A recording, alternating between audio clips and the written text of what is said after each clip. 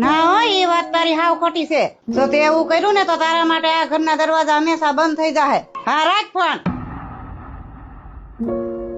શું થયું મમ્મી? કોનો ફોન હતો? હા, જોની તારી નણંદ નો ફોન હતો.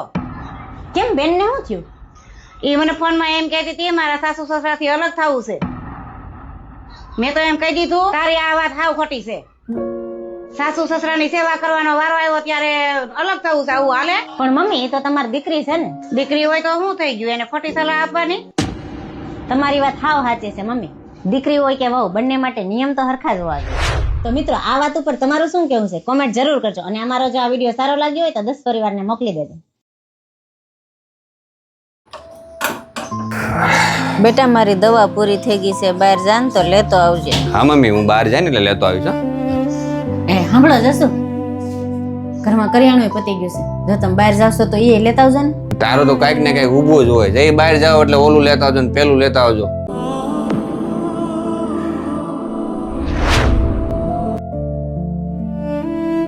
લ્યો મમ્મી તમારી દવા.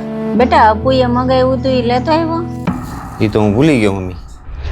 એ જમવાનું બની ગયું છે, હાલો. હા, આવી. શું બનાવ્યું જમવામાં? દાળ ભાત. કેમ ખાલી દાળ ભાત? એટલે ઘરમાં જે હોય એ બનાવું ને. તમને મેં સવારે કીધું તું કરિયાણું પતી ગયું છે, બીજું કઈ નહોતું એટલે મેં દાળ ભાત બનાવ્યું. બેટા, હું એક દિવસ આ ઘરની હોવ જ હતી, પણ એ લોકો આમ જ મારી વાતને નાની સમજીને ભૂલી જતા હતા.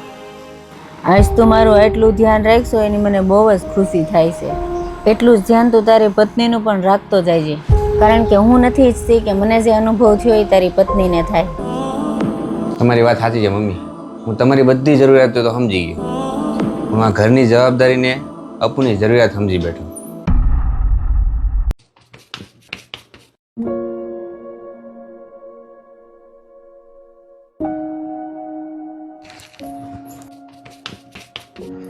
લે મમ્મી, તમે કેમ રસોઈ બનાવો છો? હું આવીને બનાવી નાખત ને. હું નવરી જ હતી આમે, એટલે મને એમ થયું લઈને હજી તો આવી નથી તો રસોઈ કરી નાખું. સોરી હો મમ્મી, આ સ્કૂલે બહુ કામ હતું ને એમાં થોડુંક મોડું થઈ ગયું. દરરોજ તો તું કરશો બેટા, આજ હું એક દી કરી નાખું તેમાં હું વાંધો? તુંય થાકી ગઈ છો, આરામ કર હો. જા. નહીં મમ્મી, હું હમણાં આ મૂકીને આવું હો. અરે વાહ મમ્મી, ઘટપણની તૈયારી અત્યારથી જ ચાલુ કરી દીધી એમ ને? અરે બેટા, ગટપણનો સહારો તો હોવો જ બનશે.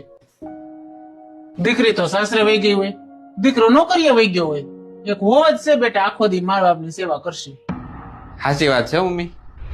જો સાસુ વહુને દીકરીને જેમ રાખે તો દીકરી પણ સાસુને માની જેમ સાચવે છે. તમને વાત કેવી લાગી કોમેન્ટ જરૂર કરજો, અને વિડીયો સારો લાગ્યો હોય તો 10 પરિવારને મોકલી દેજો.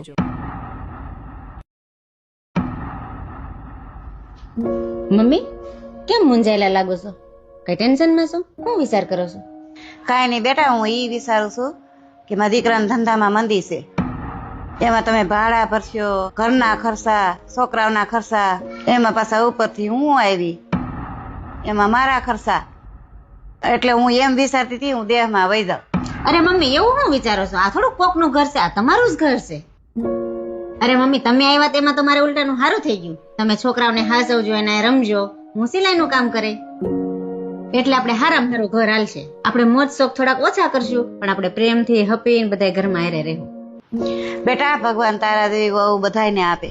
મિત્રો, મા બાપે એની ગમે એવી ખરાબ પરિસ્થિતિ હોય છતાં આપણને એને પ્રેમથી રાખ્યા હોય ને આપણી બધી ઈચ્છા પૂરી કરી હોય, તો આપણી પણ ગમે એવી ખરાબ પરિસ્થિતિ આવે છતાં પણ મા બાપને હારે જ રાખવા જોઈએ અને પ્રેમથી હળી મળીને રહેવું જોઈએ. તો આ વાત ઉપર તમારું શું કેવું છે મિત્રો? કોમેન્ટ જરૂર કરજો. અને અમારો જો આ વિડીયો તમને ગમ્યો હોય તો દરેક પરિવારને મોકલી દેજો.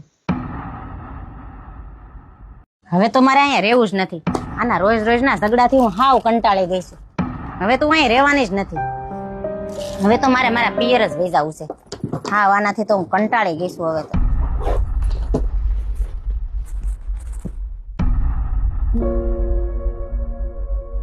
ક્યાં જશો બેટા? હું મારા પપ્પાને ઘેર જ આવું છું. કેમ અચાનક તારા પપ્પાને ઘરે જવાનું નક્કી કરી નાખ્યું? મને વાત તો ન કરી. નહીં, હવે મારે રહેવું જ નથી મમ્મી, હું હાવ કંટાળી ગઈ છું. બેટા, એમ ઉતાવળું પગલું ન ભરાય. તું પેલા અહીંયા આય, મારી પાસે બે, અને જે તકલીફ હોય ને બેટા એ મને શાંતિથી વાત કર.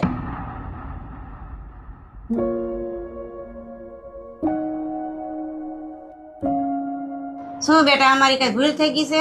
મારી વાતનું તને કઈ ખોટું લાગ્યું છે? ના મમ્મી, તમારી વાતનું મને કાંઈ ખોટું નથી લાગ્યું. તમે તો મને એક દીકરીની જેમ જ રાખી છે. તો શું થયું બેટા? તું માંડીને કઈક વાત કરતો એનો રસ્તો નીકળે. મમ્મી, અમારા બે માણા વિશે હમણાં બહુ ઝઘડા થાય છે. બહારની બધી રીહ મારી ઉપર જ ઉતારે છે. ધંધામાં કઈ નુકસાન થયું હોય ને તો એની બધી રીહ મારી ઉપર જ ઉતારે. જમવા બે તો કે શાક આવું થયું છે ને રોટલી આવી થઈ છે અને હાવ નકરું વાતમાં બાંધે જ રાખે છે. અને મમ્મી, કાલ તો હાવ હદ થઈ ગઈ, એને મારી પર હાથ ઉપાડી લીધો. જો બેટા, આજની કામેથી થાકીને આવ્યા હોય ને એનો મગજ ગરમ જ હોય. એ આવે ને એટલે આપણે કઈ ઘડીક બોલવાનું નહીં.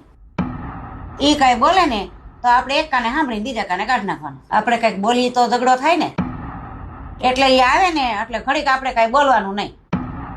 હા બેટા, આ ઘડીક હોય, નાની વાત ને મોટી વાત ન કરાય. આવું થાય ને તો ગામ રાજી થાય. અહીંયા અમારી વાતું થાય, ત્યાં તાર પપ્પા ત્યાં જતો તાર પપ્પાની વાતું થાય, એટલે આ સારું ન કહેવાય. જો બેટા, ઘર સંસાર લઈને બેઠા હોય ને તો બે વાસણ ભેગા થાય ને તો ખખડે, એટલે બધું મનમાં નહીં લેવાનું.